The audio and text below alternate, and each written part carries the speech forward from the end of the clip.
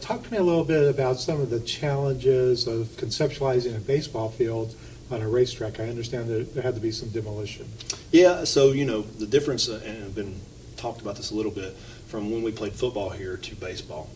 Football naturally to encompass the entire stadium, which football is more apt to do. You think about football stadiums compared to baseball stadiums. Football fit very perfectly in the center of here. This one created a little bit more challenges. We had to look at, all right, so field's more or less a triangle shape, right, in aspect. Can't sit in the middle, right, because naturally we would hit Colossus because baseball will go a lot higher than football. So we've got to push it to one end. And again, the MLB team came to us and said, here's kind of conceptually with Populous, which is their architectural group, had laid it in. And naturally with that, we decided how we were going to play that and what we needed to do to make all that happen.